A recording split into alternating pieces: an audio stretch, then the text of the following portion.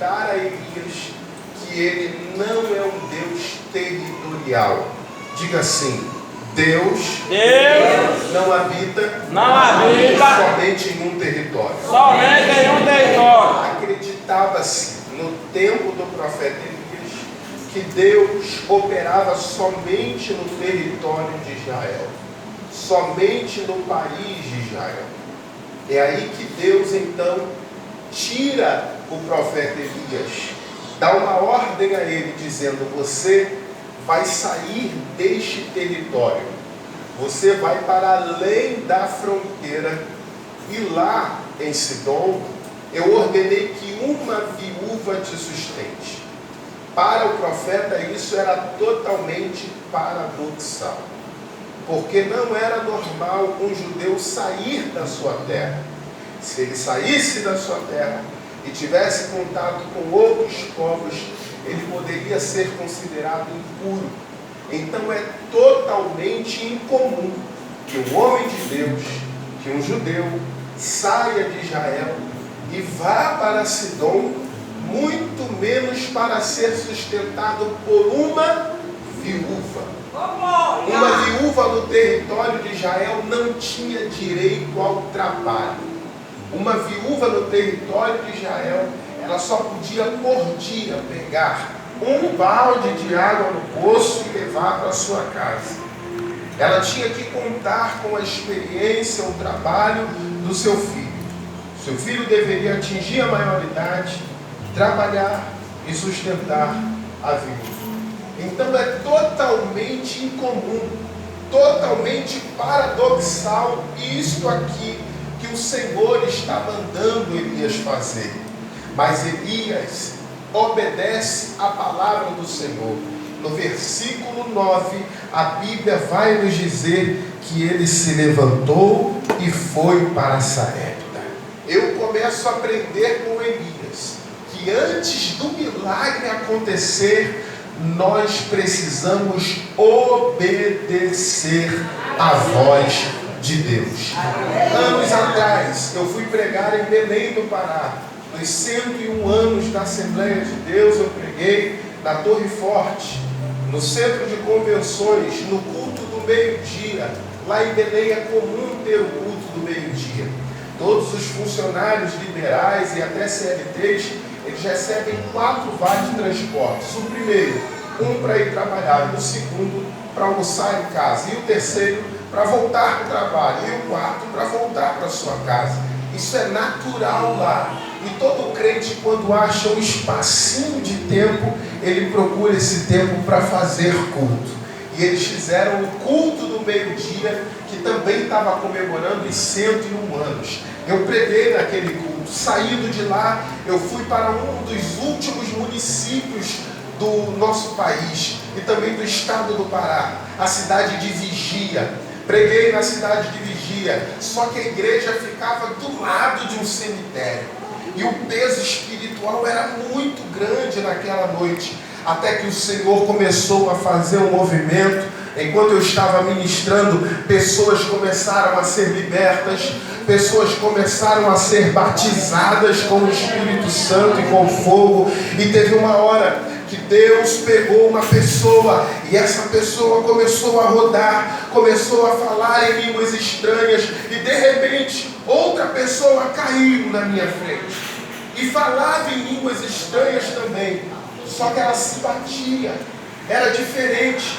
E eu não sentia uma coisa boa, mas também eu não sentia autoridade de colocar as mãos. Foi aí que o pastor chegou perto de mim e falou assim: Pastor Lucas, o demônio que está se manifestando nessa mulher é um demônio territorial, é um demônio de mata. Ela se batia com as costas no chão e vinha quase na minha cintura, falando línguas estranhas. O pastor desceu na autoridade do Espírito Santo e disse: Espírito maligno, vai embora em nome de Jesus. E o demônio foi embora para a glória de Deus. Levante a sua mão e glorifique a Deus. Eu fiquei com aquilo na cabeça. E perguntei para o pastor na recepção: pastor, esse negócio de demônio territorial, eu não entendi muito bem. E ele diz: a Sagrada Escritura diz, no livro de Lucas, no capítulo 8, que Jesus Cristo estava indo para Decápolis. Uma dessas 10 cidades era Genezaré. E lá em Genezaré, quando ele pisa lá, fora do território de Israel, um demônio vai encontrá-lo dizendo: homem, tu vieste nos perturbar antes do tempo? Bem sabemos que tu és o Filho de Deus. E Jesus Cristo dá uma ordem dizendo: saia, demônios, desses corpos. Mas os demônios imploram a ele dizendo: não nos mande embora desta cidade. Pelo contrário, nos mande até os porcos. Só o que nós não sabemos é que a cidade de Gadara sobrevivia cuidando de porcos. A cidade era um verdadeiro chiqueiro. E Jesus Cristo, ele autoriza que aqueles demônios vá para os porcos. Eles entram nos porcos e os porcos se precipitam. É aí que a cidade começa a enxergar Jesus Cristo como inimigo delas. Por quê? Porque Jesus Cristo autorizou que os demônios fossem para os porcos. A população não estava preocupada com a libertação daquele homem. A população estava preocupada com o dinheiro que deixou de ganhar. Mas Jesus Cristo libertou aquele homem. Vai saindo da cidade, porque ele não fica no lugar onde ele não é desejado. Jesus Cristo só fica no lugar onde ele é desejado. Se você abrir o teu coração, Jesus Cristo vai entrar, vai reinar, vai mudar a tua vida, a tua história, vai te levantar. Mas se você não quiser Jesus também, não se preocupe, ele vai embora. E ele está indo embora daquela cidade. Mas aquele homem que estava possesso e agora está liberto, começa a clamar, dizendo: Jesus, me leve contigo, deixe-me ir contigo. E eu fiquei me perguntando por que Jesus Cristo não deixou. Ele vira-se para aquele homem e disse para ele: você não vai comigo, você não vai seguir adiante comigo, mas faça o seguinte: volta para a tua casa, volta para a casa dos teus pais, volta para a tua cidade e comece a anunciar o que Deus fez por você. Aquele homem começou a entrar na cidade dizendo: você lembra daquele homem que vivia no cemitério? Jesus me libertou. Você lembra daquele homem que vivia se machucando? Jesus me libertou. Você lembra daquele homem que vivia endemoniado? Jesus me libertou. Eu vim aqui à noite te dizer, eu vim aqui na Praça Seca te falar: Jesus Cristo, ele tem poder sobre Israel, mas ele tem poder sobre Sidom, ele tem poder sobre Gadara, ele tem poder sobre o Rio de Janeiro, ele tem poder sobre a Praça Seca. Ele não está limitado a território, ele não está limitado a fronteiras. Jesus Cristo tem poder em todos os lugares. Se você acredita nisso, uma mão é pouca. Levante as suas mãos, abra a tua boca e glorifique a Deus.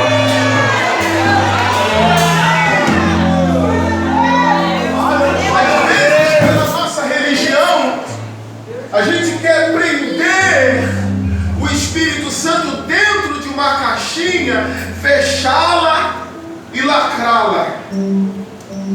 E dizer: Espírito Santo, você só pode agir até aqui. Adiante você não age não. A gente quer limitar o poder de Deus. Mas a palavra de Deus diz que o Espírito Santo do Senhor, ele foi derramado em toda a carne. Ele não fala que foi derramado somente na Assembleia de Deus, somente na Batista, somente na Nova Vida. Ele fala que o Espírito do Senhor foi derramado em toda a carne. E isso para a gente é contraditório, é paradoxal também. Eu costumo acordar cedo e quando eu ligo a TV no domingo de manhã, 6 da manhã, às vezes está lá o padre Marcelo Rossi cantando os hinos dele. E daqui a pouco ele fica falando em línguas estranhas. E eu fico me perguntando por que ele está falando em línguas estranhas, até que um dia eu estava aflito, não dormia aquela noite, uma guerra espiritual. E eu ligo a TV, quem está cantando? E ele começou a cantar. E ainda se vier noites traiçoeiras. Quando eu me peguei, eu me vi chorando, o meu corpo arrepiado, e ele falando em línguas estranhas de lá, e eu falando em línguas estranhas aqui. E eu falei, não é possível, virei católico, estou aqui adorando na missa do galo, mas o Espírito Santo disse para mim, eu não habito em território, eu não habito em fronteiras, eu não habito em templos feitos por mãos humanas.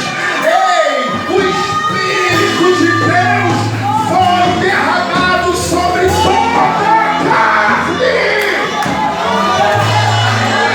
Deus pode derramar o Espírito Santo naquela pessoa da tua família que ficou na tua casa oprimida, naquela pessoa que está trocando tiro no morro, naquela pessoa que está lá no bar bebendo. O Espírito Santo de Deus não é limitado, ele batiza no ônibus, ele muda a história da viúva, ele opera onde ele quiser. Olha, meu irmão, levante as tuas mãos para os céus, abre a tua boca e faz aquele barulho que o diabo não gosta.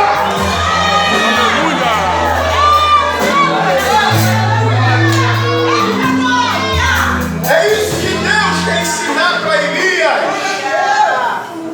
Deus quer ensinar para Elias que a palavra dele vem antes do milagre, que ele não está limitado ao território. E depois quer ensinar para Elias que ele usa a pessoa que menos esperamos.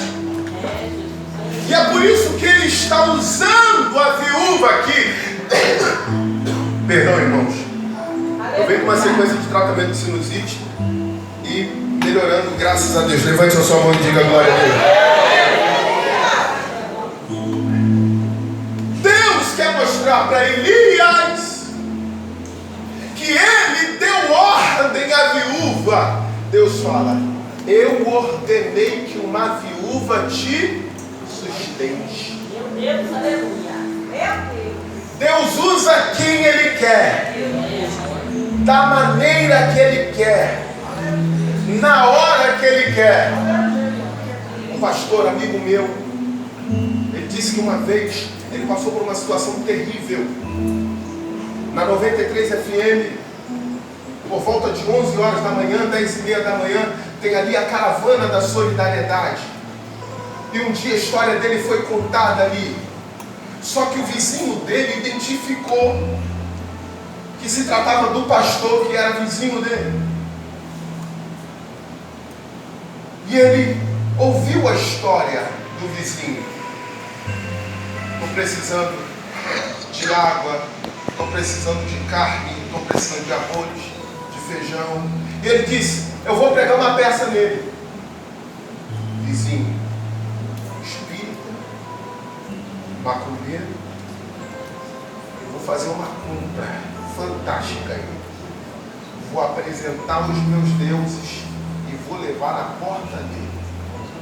Fez uma compra imensa no supermercado, levou para casa, ofereceu aos deuses, fez a magia dele e foi lá na porta do pastor.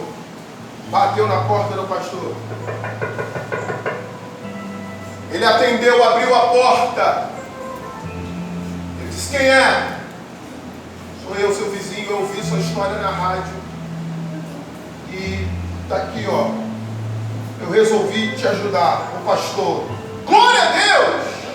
Aleluia, Jesus. O que você comprou? Eu comprei arroz. Ele pegou o arroz e botou para ele. Mais o que? Feijão. Mais o que? Carne. Ovos. Uma compra completa. E o pastor pegava cada sacola e glorificava a Deus. Colocava, chamou os filhos, vem, me ajuda a carregar isso aqui. Coloca o mantimento para dentro. E o vizinho já estava meio assustado. E quando ele acabou de colocar a última sacola para dentro, o vizinho falou assim, vem cá! Você não vai perguntar o que eu fiz com essas coisas? Você não vai perguntar de onde vêm esses alimentos. E o pastor disse para o vizinho: eu não preciso perguntar isso para você. Porque quando Deus manda, até o diabo obedece. Gente que está esperando a vitória de um grande empresário, que está pensando que é um grande empresário que vai te ajudar, que é alguém que tem muito dinheiro, mas Deus usa pessoas improváveis. Em momentos improváveis, não despreze esse irmão que está do seu lado. Não despreze essa irmã que está do seu lado. Você não sabe o que Deus pode fazer na vida dela, na vida dele. Diga aí para quem está do seu lado: não despreze a minha vida, porque você não sabe o que Deus vai fazer por mim. Deus vai usar alguém improvável para te ajudar. Deus vai usar alguém improvável para te estender a mão. Oh, meu irmão, levante a sua mão e glorifique a Deus. Glórias a Deus. Glórias a Deus. Elias diz: me traz água, me traz pão, me traz um bolo. Mas a mulher falou: eu vou fazer a última refeição. Não dá tempo do meu filho crescer. Não dá tempo. Nós vamos nos alimentar e depois nós vamos morrer. Aí o profeta Elias, cheio do Espírito Santo, ele disse: calma aí, vai para a tua casa, faz conforme a tua palavra, mas primeiro você vai trazer um bolo para mim. E depois você faz um para você e para o seu filho. Porque o Senhor diz: a farinha da panela não acabará, e o azeite da botija não faltará, até o dia que o Senhor envie chuva sobre a face da terra. Meu irmão, olha aqui para mim. Quem está me ouvindo, diga amém. Amém. Quer que eu pare de aleluia? E quer que eu continue de glória a Deus? Glória a Deus. Vou ficar com a maioria. Olha aqui para mim. Olha aqui para mim. Ó. Aqui é Israel. Aqui é o Líbano, fronteira com Israel. No Líbano, uma chuva torrencial. Em Israel, uma sequidão tremenda. Mas Elias diz para essa mulher: não vai faltar farinha na tua. Aleluia. Eu não sei como aconteceu, mas a cozinha dela começou a produzir farinha. Aleluia! Era uma padaria. E a farinha vinha de onde? Deus, aleluia! Glória a Deus! Eu não sei o que aconteceu, mas a cozinha dela começou a produzir o azeite. Aleluia! Esse azeite não vinha da oliveira.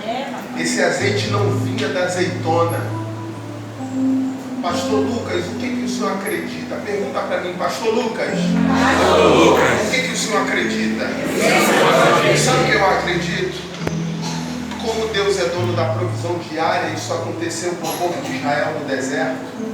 Ele mandava o pão diário, ele mandava a carne, ele sustentava com água. Eu acredito que todas as manhãs ela tinha farinha para pão e o azeite para comida. Quando terminava o dia, acabava tudo. Ela limpava tudo. Ia dormir. De madrugada, o anjo do Senhor começava a trabalhar. Deixa eu repor a farinha aqui. Me dá um saco, coloca aqui. Cadê o azeite? Você trouxe? Eu trouxe. Está aqui. Coloca o azeite aqui em cima, porque quando meus filhos acordarem, vai ter comida suficiente para eles passarem. Eu estou sentindo a graça de Deus. Meu irmão, sabe o que Deus está dizendo para nós aqui nessa noite? Não se preocupe, porque enquanto você for dormir, eu vou trabalhar ao teu favor. Eu vou trabalhar a favor da tua família. Eu sou provisão para a tua casa. Ei, eu vim aqui nessa noite profetizar para quem tem glória. Eu vim aqui nessa noite profetizar para quem tem aleluia. Deus vai multiplicar a farinha na tua casa. Deus vai multiplicar o azeite na tua botija. Não vai faltar nada, diz o Senhor.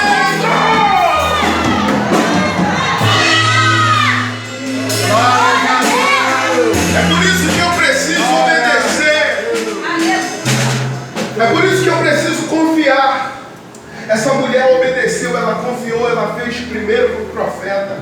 A palavra de Deus diz em 2 Crônicas: credes no Senhor seu Deus e estarás salvo. Crede nos seus profetas e prosperarei. Nós precisamos acreditar na palavra que sai desse altar. Ainda que os olhos humanos digam não, quando você confia na palavra que sai do altar, Deus cuida da sua casa. A provisão, ela não acaba quando há fidelidade. Porque o profeta Elias disse: enquanto o Senhor não enviar chuva, haverá multiplicação dentro da tua casa. Quando há fidelidade, a provisão continua. O problema é que existem muitas pessoas que querem experimentar da provisão de Deus, mas são infiéis. Glória! E existe uma diferença muito grande entre fidelidade e infidelidade. No relacionamento conjugal, quem é fiel só se relaciona com um. No relacionamento espiritual, quem é fiel só se relaciona com um Deus. Não adianta você clamar por provisão aqui, dentro desse templo, mas quando sai daqui, você pratica infidelidade com outros deuses. Quer experimentar da provisão diária? Quer ser próspero na tua vida? Quer caminhar na tua vida? Seja fiel ao Deus único e verdadeiro. Quem pode levantar a mão e glorificar o nome do Senhor Jesus? Glória! Até quem vive a base do milagre também é aprovado por Deus. Essa mulher está vivendo o milagre, mas um dia o seu filho morre. E ela começou a lembrar dos seus pecados e disse: o Senhor vai arrasar minha casa. Chegou para o profeta Elias e disse: tu vieste trazer a lembrança de destruição, iniquidade e pecado sobre a minha casa. Porque acreditava-se, irmãos, que a presença do profeta era a presença do próprio Deus. Tamanho o estado de santidade que ele evitava. E no versículo 20, a Bíblia nos ensina que Deus não combinou com Elias a morte do menino. Olha o que diz o versículo 20. Isso é Elias falando. E Elias clamou ao Senhor e disse: ó Senhor meu Deus, até a esta viúva com quem eu moro tu afligiste, matando seu filho. Elias estava num estado que ele não aguentava e não suportava mais viajar de um lado para o outro, encontrar sequidão, encontrar milagre, depois vinha a prova de novo, e ele disse: não é possível, meu Senhor. E até essa viúva que me ajudou, o Senhor afligiu a ela. Ou seja, será que ninguém pode me ajudar? Será que essa prova não vai acabar nunca? Ei, meu irmão, olhe para mim. Não pense que a caminhada cristã é um mar de rosas. O pau está quebrando lá fora. O crente, ele vive de vitória em vitória, porque ele também vive de guerra em guerra. Você vai vencer uma guerra hoje, e amanhã vai ter outra guerra para você vencer, e depois de amanhã tem outra guerra para você vencer. Mas o profeta Elias também é humano, igual a mim e a você, sujeito às mesmas paixões que nós. Mas é por isso que ele fala: Deus, não é possível, até essa viúva tu afligiste. Mas no momento que ele lamenta, o Espírito de Deus vem sobre ele de novo. No versículo 21, ele sabe que o caminho da vitória é a oração. Ele sabe que o caminho da vitória é o clamor. No versículo 21, então Elias deitou sobre o menino e começou a clamar, dizendo: ó Senhor meu Deus, eu rogo, torne a alma deste menino entrar. Elias clamou, e a alma do menino, eu não sei onde estava, mas o Espírito Santo de Deus sabia, tornou a entrar na vida daquele garoto.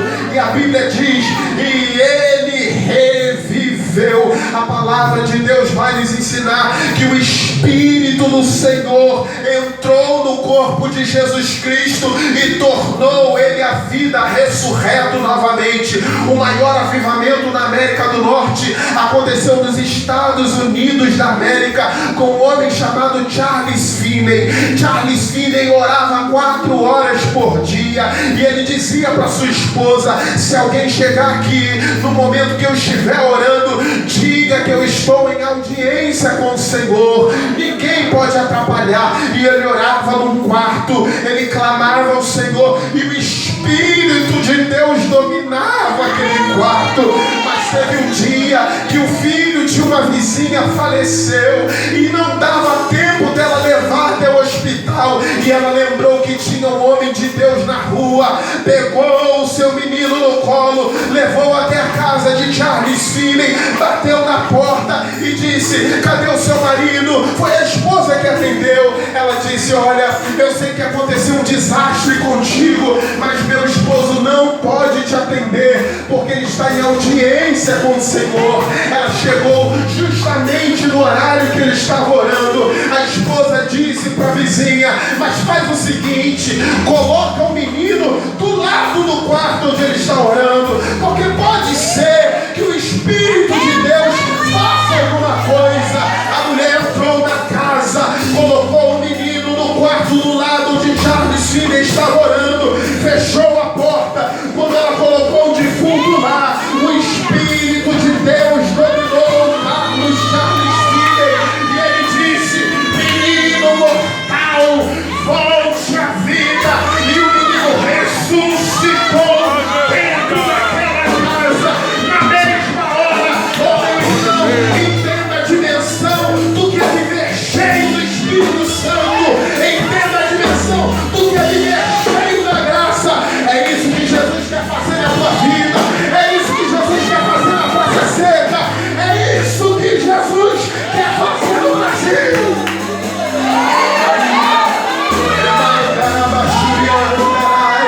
Se coloque em pé, glorificando o nome do Senhor.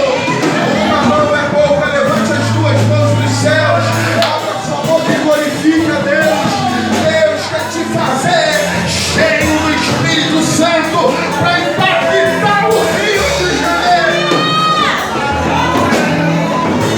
Aleluia!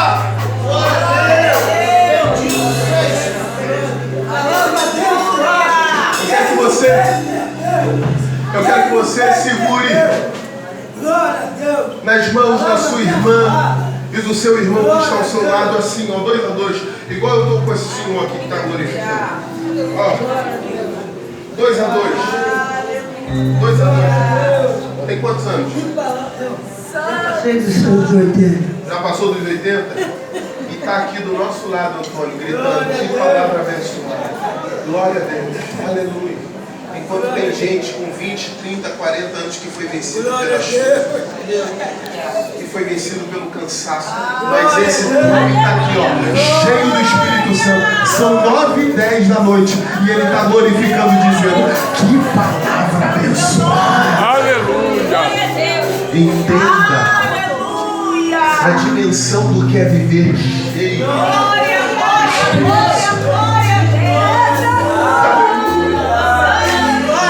Aleluia! O Espírito Santo, ele não está preso a território.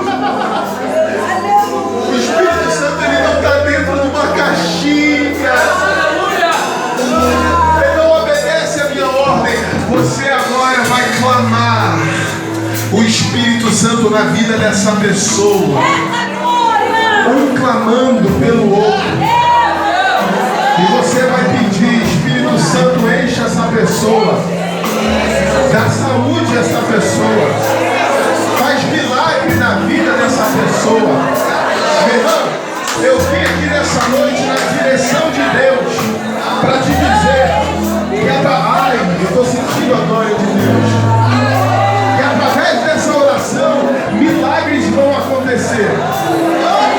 O câncer vai embora, a diabetes vai embora, a pressão alta vai embora. Começa a clamar, vai acontecer milagre aí agora. Vai, abre a tua boca, clame ao Senhor, clame ao Senhor, clame ao Senhor.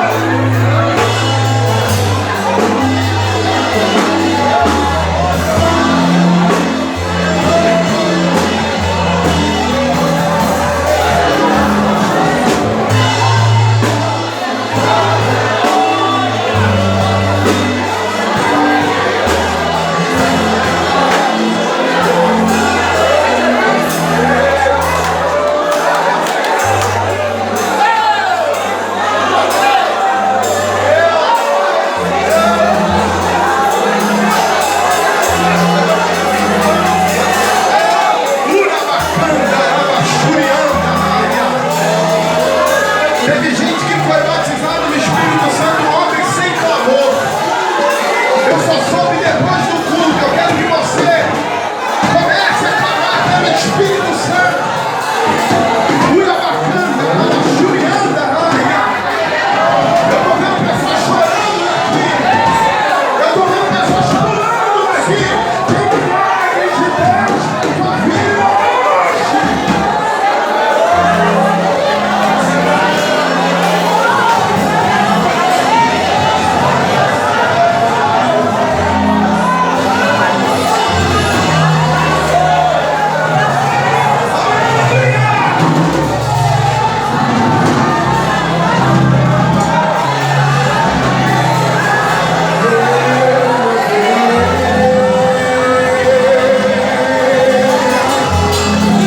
O céu